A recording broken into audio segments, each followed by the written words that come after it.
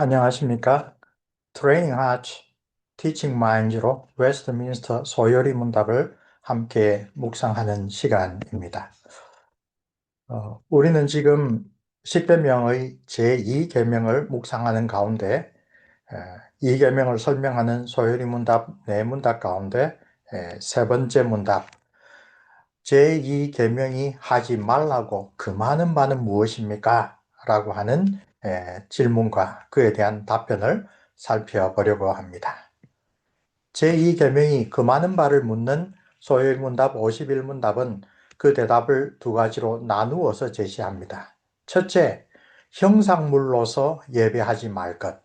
이것은 이 계명의 본문에서 아주 자세하게 어떤 종류든지 피조물의 형상으로 창조주이신 하나님을 예배하지 말 것을 이야기를 하는 것을 아주 문자 그대로 대답하는 것입니다.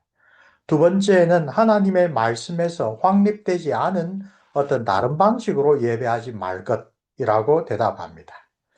그래서 이 계명이 금하는 것에 대한 이 소요리 문답의 대답은 첫째는 제2계명을 문자 그대로 이해한 답변을 제시한 것이고, 둘째는 그 계명이 함축하고 있는 원리를 제시한 것입니다. 하나님의 구별된 백성으로서 구약의 이스라엘 백성이 드리는 예배는 무엇보다도 그 당대 여러 이방 민족들의 잘못된 예배 방식과는 구별되어야 했습니다. 고대 모든 열방들은 모두 그들의 신을 섬기면서 형상 혹은 동일한 첼렘이란 말이죠. 우상을 만들어서 그 앞에서 경배를 드리는 방식을 취했습니다. 그것은 모든 피조물과 구별되는 거룩하신 창조주 하나님을 예배하는 일에는 지극히 부적절한 방식이었습니다.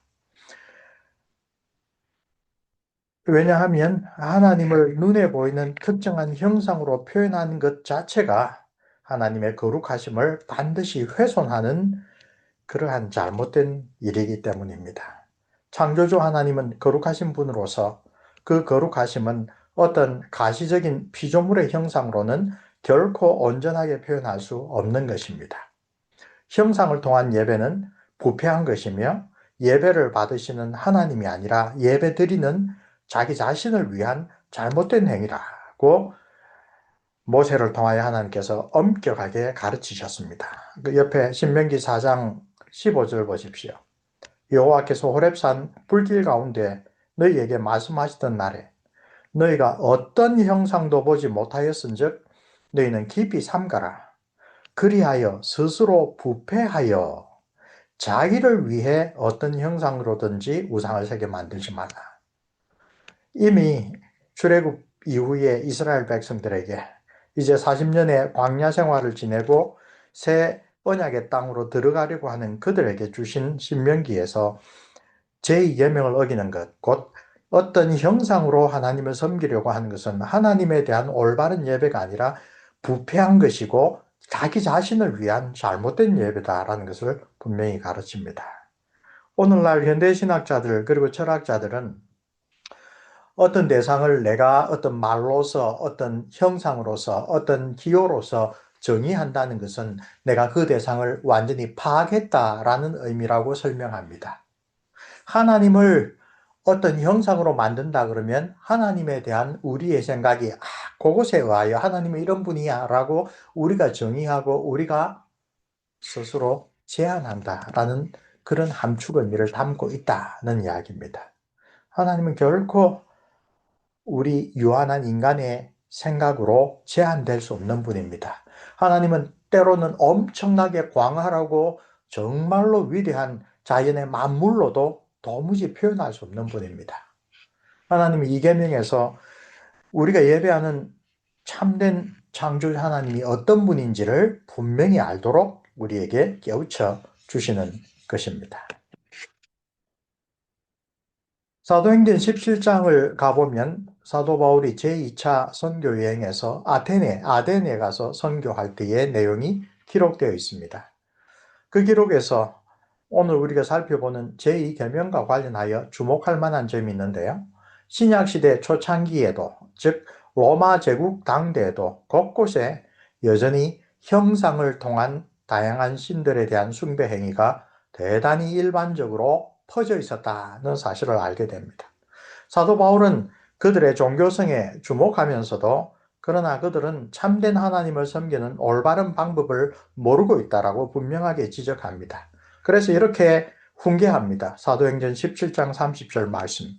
알지 못하던 시대에는 하나님이 간과하셨거니와 이제는 어디든지 사람에게 다 명하사 회개하라 하셨다. 거짓된 신을 섬기는 것에서 돌아서서 참된 하나님께로 와라.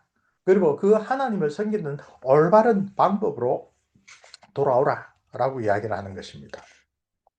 구약과 신약의 일반적이었던 이런 형상 숭배는 오늘날에 생각해 보면 그 종류나 그 수가 상당히 사라졌다고 할 수 있습니다. 혹은 그 형상들 자체가 신성을 가지고 있다고 생각한 정근대적인 관념은 상당히 희미해졌다고 할 수 있습니다. 그러나 형상숭배 혹은 우상숭배의 그 뿌리는 변함없이 남아있다는 사실을 우리는 여전히 주목할 필요가 있습니다.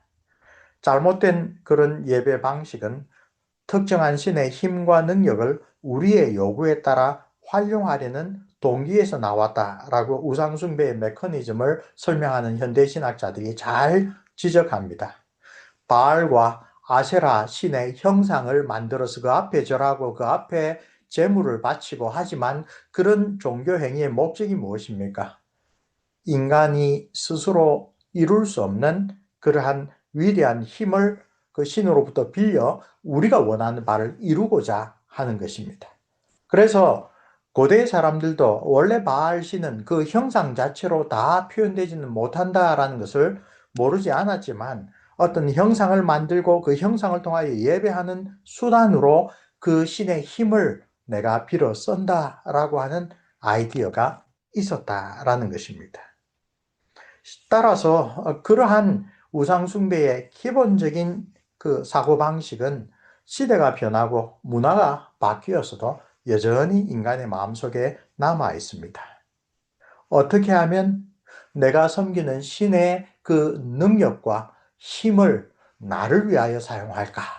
그것이 어떻게 보면 우상숭배의 가장 중요한 뿌리라고 할 수 있는 것입니다. 그렇게 정의하는 현대신학자의 그 통찰력을 빌어서 보면 심지어 오늘날 교회 안에서도 우상숭배, 형상숭배는 여전히 남아있을 수 있다고 우리가 돌아봐야 합니다. 우리는 여호와 하나님, 삼위일체 하나님을 섬긴다고 합니다.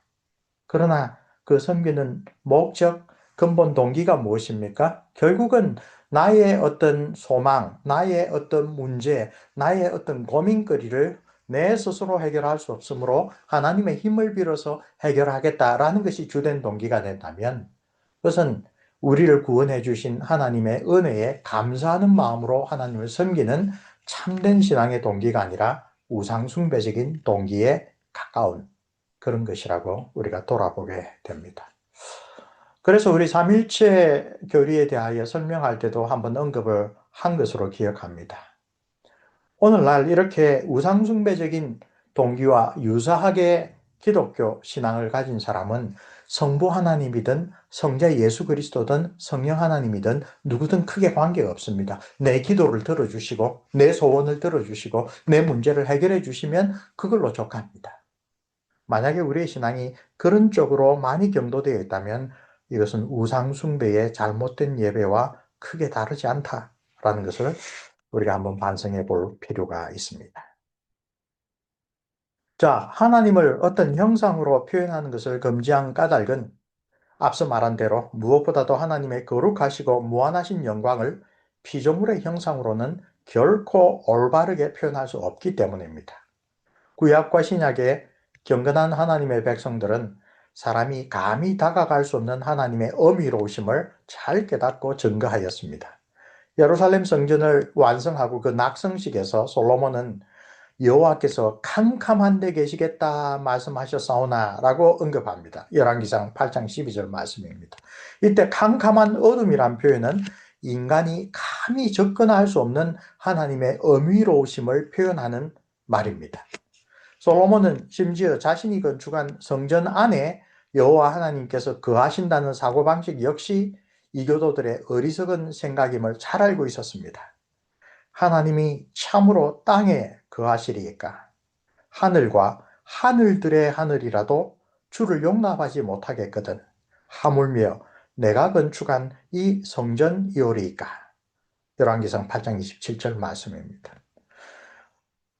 이런 점에서 솔로몬은 하나님의 어미로우심, 광대하심, 거룩하심, 달리 말하여 다른 세상의 어떤 거짓신들과 구별되는 참되신 하나님, 그 하나님의 그 위대하심을 잘 깨닫고 알았던 것입니다. 시편 기자는 하나님의 보좌의 기초가 의와 공평이다라고 97편 2절에서 찬양하였는데 이것은 하나님의 거룩하심과 어미로우심을 표현하는 또 시적인 그러한 고백이라고 할 수 있습니다. 신약을 넘어오면 서로 다른 표현이지만 똑같은 고백이 나타납니다. 사도 바울은 디모데전서 6장 15절 16절에서 오직 그에게만 죽지 아니함이 있고 가까이 가지 못할 빛에 거하시고 하나님을 소개하면서 하나님만이 참된 생명이시다. 죽음이 전혀 없는 분이시다. 그리고 우리가 가까이 가지 못할 빛 가운데 거하시는 분이시다. 라고 묘사합니다. 자, 솔로몬이 말했던 캄캄한 어둠과 사도 바울이 말하는 우리가 가까이 가지 못할 빛이라는 대조적 이미지는 내용으로는 빛과 어둠이니까 완전히 상반됩니다. 그러나 그 두 가지는 모두 공통적으로 우리의 이해를 아득히 초월하는 하나님의 거룩하심, 하나님의 영광을 표현하는 말입니다. 그리고 그런 하나님이므로 그분에게 합당한 예배의 방식은 인간이 생각한 어떤 이 방식이 아니라 하나님께서 말씀으로 친히 계시해 주신 방식을 따라야 한다. 그것이 제2계명이 우리에게 교훈하는 내용입니다. 자, 제2계명은 우리의 손으로 만든 우상이든 혹은 우리의 머리로 만든 우상이든 즉 우리의 사고방식으로 만든 우상이든 하나님의 계시에 근거하지 않은 일체의 잘못된 예배 방식을 금지한다. 우리 소요리 문답 51문답이 제2계명에서 금하는 바가 무엇입니까? 라고 묻고 그 대답이 첫째로 형상으로 숭배하지 말 것, 둘째로 하나님의 말씀으로 계시하지 않은 다른 방법으로 하나님을 숭배하지 말 것. 이것이 바로 손으로 만든 우상이든 머리로 만든 우상이든 이런 표현으로 반복됩니다. 그런데 제2계명을 거스리는 잘못된 예배는 하나님의 언약 백성의 역사에서 아주 일찍부터 시작되었습니다. 그래서 이 계명이 그 속의 역사를 보면 대단히 우리의 경건과 관련하여 중요한 것이다라는 것을 알게 됩니다.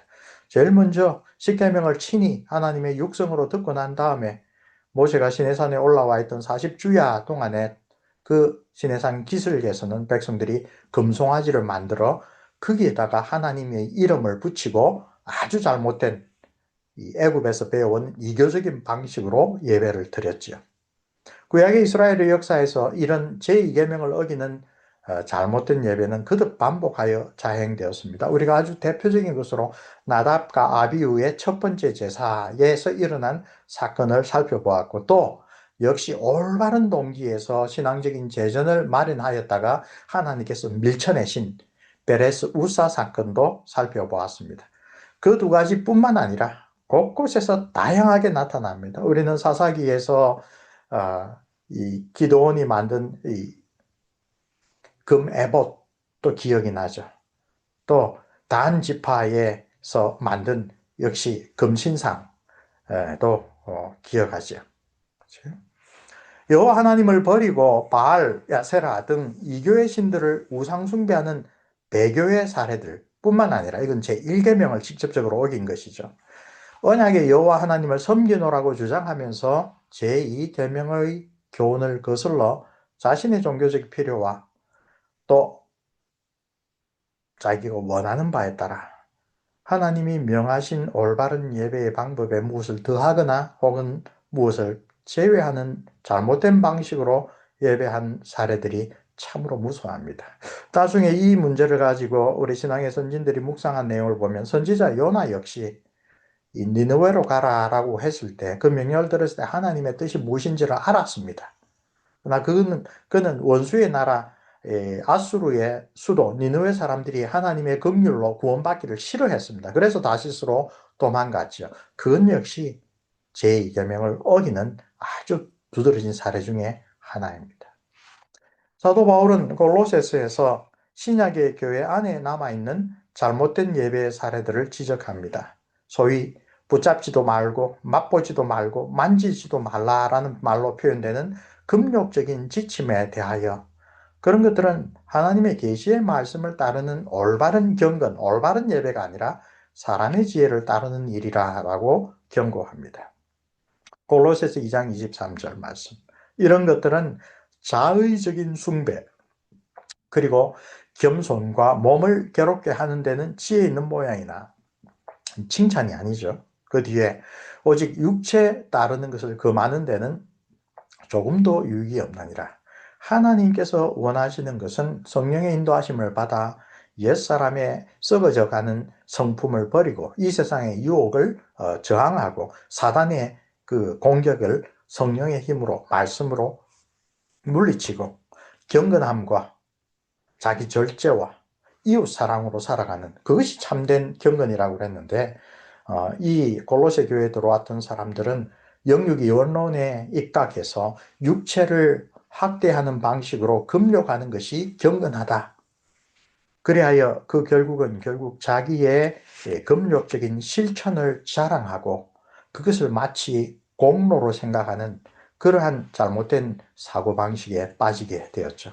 그래서 그것은 하나님의 성령께서 정말 우리에게 원하시는 육체를 따르는 것을 금지하는 데는 조금도 유익이 없다라고 탐해하고 있습니다. 예배의 방법에 관한 하나님의 계시의 교훈 대신에 우리의 관점에서 더 경건하고 올바르게 보이는 방법을 따르는 것은 사도 바울이 보기에는 무익하다. 경건에 하나님께서 받으시는 예배에 조금도 도움이 되지 않는 것입니다.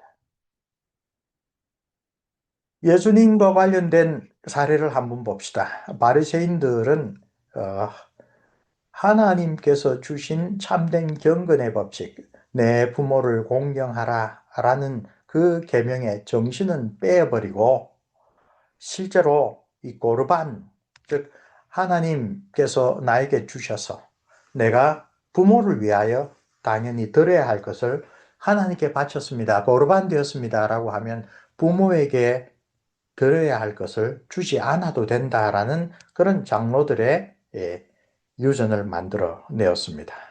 그리고 예수님 당시의 바리새인들은 종종 그런 유전을 아주 악용하였죠. 그래서 부모님에게 가령 100만 원을 드려야 되는데 고르반 되었습니다 라고 회당에 갖다 바칩니다. 그럼 한 달 있다가 회당에서는 그 일부를 떼고 나머지를 그 자녀에게 돌려줍니다. 종교적인 규례를 내세워 부모를 공경해야 될 그 하나님의 계명을 어기는 편법으로 아주 악용했습니다.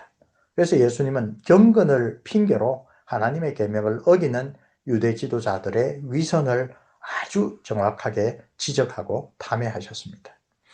이러한 위선적인 예배에 대한 비판은 예수님께서 바로 이 고르반과 관련된 위선을 지적할 때 구약의 선지자 이사야의 말을 인용하신 것에서 이건 참으로 오랫동안 지속된 그리고 과거에 이미 나타났던 그러한 잘못된 예배구나 라는 것을 알려줍니다. 이 백성이 입술로는 나를 공경하되 마음은 내게서 멀도다. 사람의 계명으로 교훈을 삼아 가르치니 나를 헛되이 경배하는도다. 이 제2계명에 대한 아주 분명한 책망이 이사야 선지자에게 또 그 말씀을 인용하신 우리 주님의 교훈에서 잘 나타납니다. 사람의 계명으로 교훈을 삼아 가르치니 하나님을 경배하는 것이 헛되다는 이야기입니다. 이 말씀에 이 계명에서 금하는 바 핵심이 표현되어 있습니다. 하나님께서 그의 말씀으로 명하신 규례 외에 다른 어떤 방식으로 예배를 드리려는 것은 어리석은 시도입니다. 하나님 대신 우리를 예배에서 더 우선시할 때 이런 헛된 경배는 오늘날에도 여전히 나타납니다.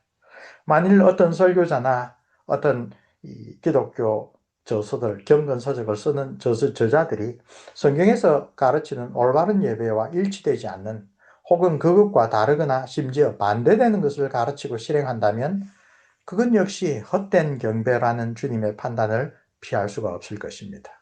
기준은 언제나 성경, 곧 하나님의 계시된 말씀입니다. 토요일의 묵상을 보면 신명기에서 모세가 거짓 선지자를 분별하는 법에 관하여 말한 것을 언급합니다. 첫째는 어떤 선지자가 참이냐 거짓이냐를 분별하는 방법은 그가 말한 것, 그가 예언한 것이 실제로 이루어지느냐 이루어지지 않느냐라는 것입니다. 만약에 그가 선포한 것이 이루어지지 않으면 당연히 그는 하나님으로부터 말씀을 받아 선포하는 참된 선지자가 아닙니다. 그런데 두 번째 기준은 좀 더 엄격합니다. 어떤 선지자의 말이 예언이 성취되고 그가 이적과 기사를 행한다고 하더라도 두 번째로 꼭 살펴보아야 될 기준은 그가 가르치는 말씀이 모세를 통하여 주신 하나님의 율법과 같은가? 만약 그렇지 않고 다른 것들을 가르치면서 기적과 이사를 말한다면, 심지어 개인적으로 예언한 것이 성취된다면 그런 것에 놀라지 말고 그런 것에 속지 말아라. 핵심은 하나님께서 주신 율법의 말씀을 올바르게 전하는가 그 여부에 있다라고 이야기를 합니다. 바로 여기에서도 이 계명의 정신, 즉 하나님께서 그의 말씀을 통하여 우리에게 알려주신 올바른 예배의 방법, 그것이 강조되고 있는 것을 우리가 알 수가 있습니다.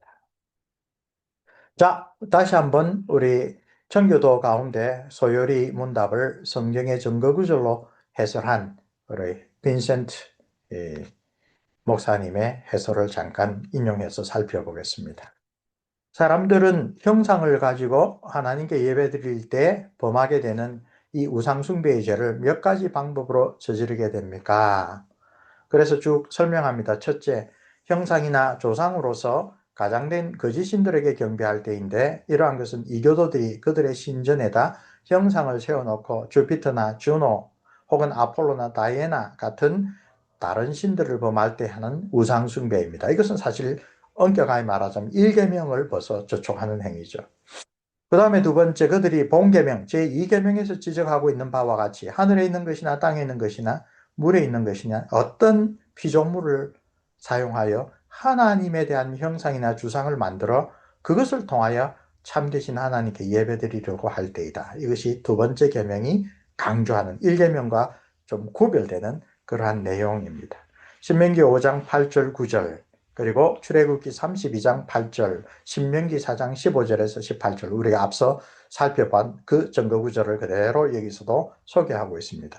세 번째, 그들이 예배드릴 때 마음속에 육신적인 상상물이나 하나님의 조상을 가질 때에다. 공식적으로 밖에 보이는 객관적인 물체는 아니지만 그들이 머릿속에 상상하면서 가지고 있는 잘못된 형상 숭배. 이것은 마치 하나님이 하늘에 앉아 계시는 노인이나 그와 비슷한 무의처럼 보이는 것, 그 형상 숭배와 다를 바 없는 것이 우리 마음속에 그런 하나님에 대한 아주 왜곡되고 제한되고 잘못된 성경에 근거하지 아니한 그런 아이디어를 가지고 있는 것. 그것을 말합니다. 7번으로 넘어가서 제2계명에 위반되는 두 번째 큰 죄는 무엇인가? 두 번째 큰 죄는 미신이다. 어떤 의미에서 미신이란 말을 씁니까? 여덟 번째 해설입니다. 제2계명에서 금하는 미신은 하나님께서 그의 말씀 속에 지정하셨던 방법과는 다른 어떤 수단으로 말미암아 하나님께 드리는 행위이다. 인간들은 하나님이 세우신 제도에 자신들이 고안해낸 어떤 것들을 덧붙임으로써 사도가 정죄한 바 자의적인 숭배를 범하였다. 우리가 아까 살펴본 골로새서 2장의 말씀, 그렇죠? 하나님의 계시가 가르치는 것이 아니라 거기에 인간이 뭔가 이렇게 하면 더 경건하겠지라고 해서 가르쳤던 금욕주의적인 사상을 특별히 이야기를 하고 있습니다. 9번, 하나님께서 예배드림에 있어서 하나님의 말씀에 기록된 것 이외에 어떤 것도 덧붙여질 수 없는가? 하나님의 말씀에 묘사되거나 지정된 것 이외에 어떠한 것도 덧붙여서는 안 된다. 그것은 하나님이 친히 만드신 제도에서 나온 것이 아닌 고로 단지 헛된 예배일 뿐이며 그런 예배가 하나님을 기쁘시게도 못하고 그 예배로 인하여 예배드리는 자신에게도 하등 유익이 없는 것이다. 고르반과 관련된 마태복음 15장 9절 말씀 여기서도 증거 구절로 등장합니다. 13번. 우리가 어떻게 할 때 제2계명을 거스르고 죄를 짓게 되는가? 우리가 제2계명을 거스르고 죄를 짓게 되는 것은 우상숭배나 미신적인 행위, 앞에서 말한 두 가지 뿐만이 아니다.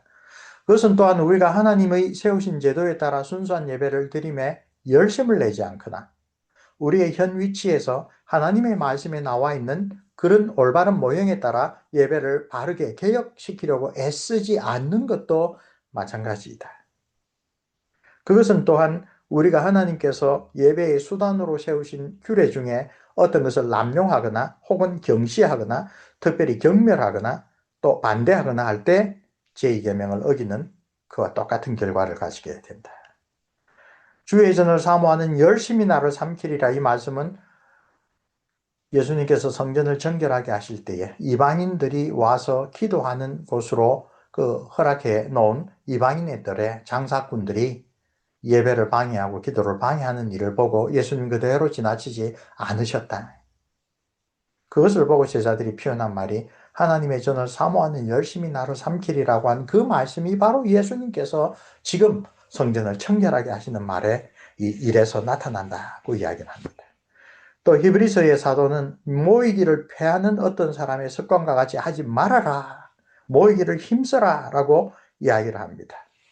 그리고 서기관과 바리새인들이 하나님 앞에 나아가는 그러한 사람들을 오히려 하나님 앞으로 나아가지 못하게 막고 자기들도 들어가지 못하고 예수님께서 아주 노골적으로 유대교의 지도자들을 꾸짖는 마태복음 23장 13절 말씀도 이와 같은 증거구절로 제시됩니다.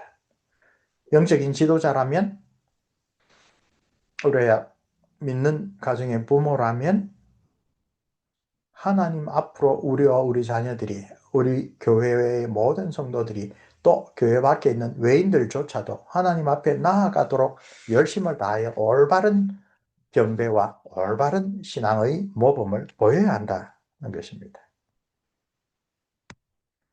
사도 바울의 그 사역에 관하여 데살로니가전서 2장 16절, 그리고 사도행전 13장의 내용을 소개합니다. 바울과 바나바가 하나님의 말씀은 우리가 반드시 전해야 한다. 그런데 유대인들 당신들이 그 예수 그리스도의 복음을 거절하였으므로 우리는 이방인들에게도 나아가야 한다.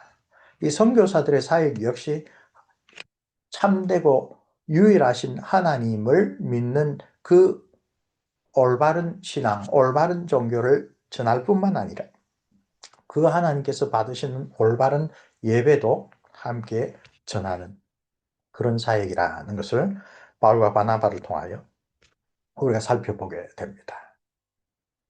자, 제가 지연 교회 교리문답을 통하여 배우는 장로교 신앙에서 제2계명과 관련된 내용 가운데 일부입니다. 이 제2계명은 죄인의 완고함과 교만함을 끊임없이 일깨워주는 그러한 계명이다라고 소개합니다. 제2계명의 중요성을 강조하는 기록들은 성경 곳곳에서 발견할 수 있습니다. 아까 말한 광야의 금송아지, 나답과 아비후 사건, 사사 기드온이 온 이스라엘을 올무에 걸리게 만든 금으로 만든 에봇, 단 지파가 탈취해간 미가 집안의 형상 숭배, 또 결국 북왕국 이스라엘을 처음부터 끝까지 결국 잘못된 예배로 이끌어간 여로보암의 금송아지 숭배, 우상 파괴자인 히스기야 왕 시절에 이르기까지 계속 이어졌던 광야의 구리뱀을 숭배하는 그 관습, 하나님을 섬기노라고 하면서 그 율법에서 금하신 잘못된 방식으로 예배하는 관습은 이렇게 성경의 역사에서 거듭 반복하여 끈질기게 나타납니다.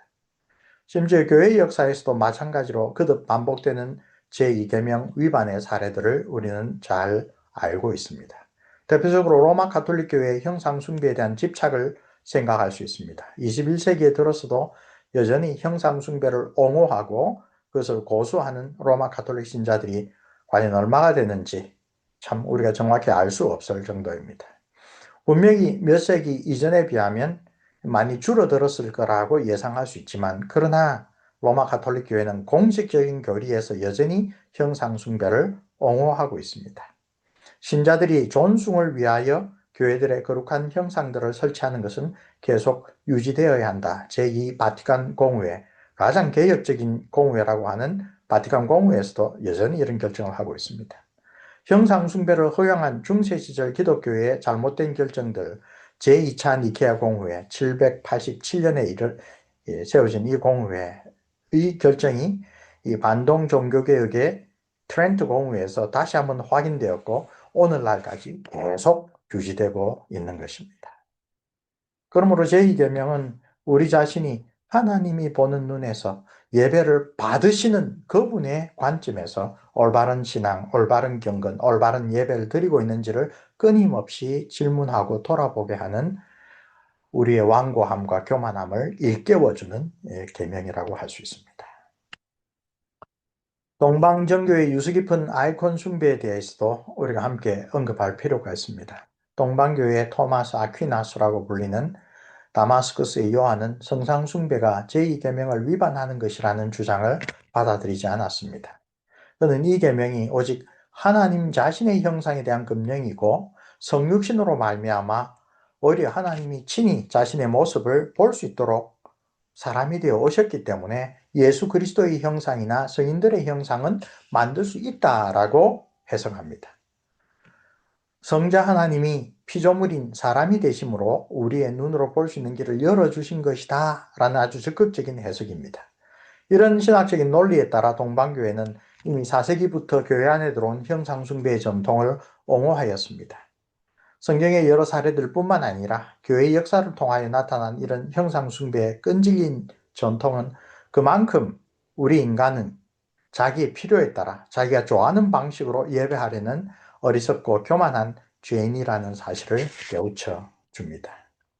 오늘 우리 개신교에서는 형상숭배의 문자적인 내용은 상당히 사라졌습니다. 그러나 그 본질에 있어서는 우리 자신도 많이 돌아봐야 한다는 것을 우리가 다 깨달을 수가 있습니다. 자, 형상숭배와 관련하여 한 가지 주제를 더 살펴보겠습니다. 형상숭배와 기독교 예술, 제2계명에 대한 올바른 이해를 위하여 교회당 안에는 아무런 형상도 허용돼서는 안 되는가? 이슬람의 모스크처럼 아라베스크, 기하학적 무늬 말고는 어떤 형상도 안 하는 것이 오히려 더 모범적인가? 그것은 지나친 견해가 될 것이다. 왜냐하면 단순한 십자가 표지나 예쁘게 장식된 스테인드 글라스 창문도 무엇을 표현하는 것이지만 그러나 오늘날 그리스도인들이 그것들을 경배의 대상이라고 혹은 무지한 평신도를 가르치는 교과서라고 생각하는 사람은 아무도 없기 때문이다. 그러한 것들은 장식품이며 우리가 일반적인 강당이 아니라 교회당 안에 있다는 것을 상기시켜 줄 따름입니다. 교회당 안팎의 아름다운 창문, 멋진 세례반, 훌륭한 오르간 연주, 그리고 미학적으로 잘 구상된 상징들은 우리의 생각을 하나님께로 이끌어 올려주는, 마음을 들어 하늘에 계신 주님을 바라보게 해주는 그런 역할을 할 수가 있다. 제2계명과 관련하여 결정적인 것은 하나님의 말씀을 선포하는 설교와 그에 대한 회중의 응답이 예배하는 회중의 생각을 사로잡아야 한다는 점이다. 어떤 목사가 한 주일에는 실수로 혹은 불충분하고 설교한 것은 다음번 주일에 보충하거나 바로잡을 수 있다. 그러나 교회 안에 설치된 상징물은 그것이 제기되기 전에는 그 상징하는 바를 바로잡거나 바꿀 수가 없다. 그래서 로마 가톨릭 시대에 설치된 교회 안의 성상이나 상징들 가운데 성경의 가르침을 잘못 해석하거나 왜곡할 수 있는 것은 없애버리는 것이 좋다. 그런 이야기입니다. 기독교 예술은 꽃을 피워야 한다. 그러나 교회당 밖에서 꽃 피우는 것이 좋다. 렘브란트는 자신의 방식으로, 즉 그림으로 성경을 해설하였다. 그러나 사람들은 렘브란트 성경, 렘브란트 바이블을 설교단 위에 올려두지는 않을 것이다. 기독교 예술은 성경 말씀에 대한 해석의 역사를 반영한다. 그러나 그것은 하나님의 말씀의 생생한 선포와는 다른 것이다. 하나님께서 그리스도인들을 가르치기 위한 수단으로 명령하신 말씀에 대한 생생한 설교는 항상 우리들의 잘못된 형상들을 참된 기준, 곧 하나님께서 성경 안에서 하나님 자신에 대하여, 하나님께서 받으시는 예배에 대하여 친히 제시하는 그 참된 형상에 비추어 바로잡는다. 그렇죠? 그래서 하나님의 말씀을 올바르게 설교하는 것이 제2계명을 지키는데도 아주 결정적이다.